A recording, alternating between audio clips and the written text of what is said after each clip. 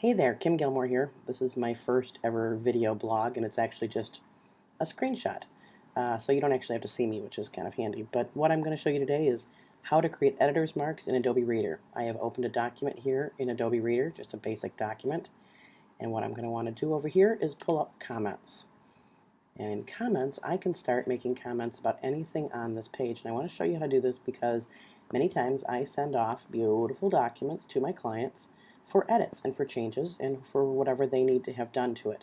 And the easiest way for them to come back to us is edited here in Acrobat Reader, so that then we can see the editor's marks, the copy marks, any of that, and any changes, and they can be clicked off and agreed upon, and each person's names can go in this that looks through it if more than one person is editing it.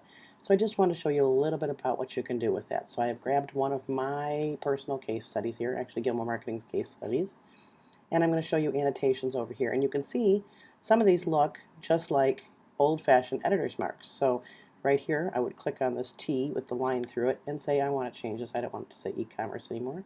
And you just highlight this and look at that, it removes it. Now let's say you want to replace it with something else. You can do this two different ways. You've got this note right here, which is a sticky note, or you can highlight text and do it that way. But the sticky note always ends up working. So you can click right there and then change it from e-commerce to online. Let's say what's what we want to change it to.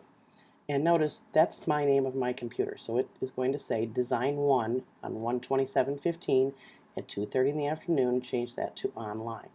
The nice piece about that is if you then hand this off to another person in your office or in another office to edit, you're going to see whose edits are from who, what order they came in, and when they were done. That's the great thing about this. So there it is showing off on the side. You can see when it comes time then for me to make the edits back, I will look at this, I will click on this and see that's where it's changed it, and they want to say online, and that's where that piece is. Many a times I have clients who will actually come in here and let's say they want to change every one of these bullets.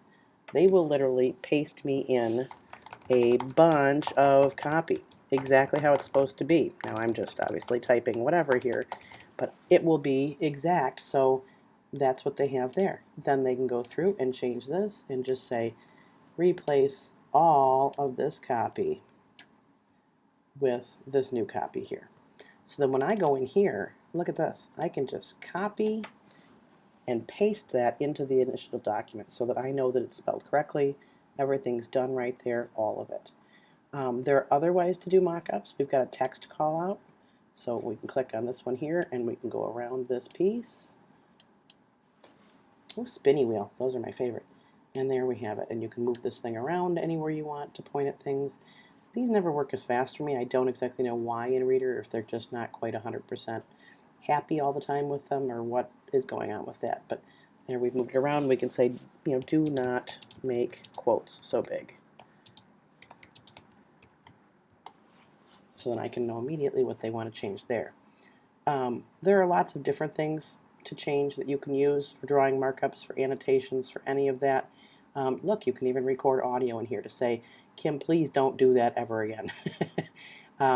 You can do approve status stamps. You can change things to have signatures on them, witness, initials, sign, all of that. So if you wanted to do edits that way. There are also ways to add a note to text. So you can just add another note to this. It's not going to go through it, but we're going to change company that. We're going to change that to co-period that. So now they know what it's going to change to. We've got underscores, so we know if we want to change this to an underline. We have insert text, so you can stick it right in between there. And we also have just adding text. And we also have attached file. So you can add text right there, add a text comment, and it gives you all the kind of the options that you would have in Word. But we even have attaching a new file if you wanted to. So that is some of the basics of how to change and give edits, I should say, create edit marks in Adobe Reader for us to change things. Now, when I get them back, you'll notice over on the side here, I click on them when they're done, when I've made the changes in the original document. So whether I did it in InDesign or if we did the job in Quark, then we're making the changes and I click them all off as being done and know they're done then. So there we have it. Feel free to come by anytime or give me a call if you have any other questions on how to do these fun things. Thanks. Have a great day.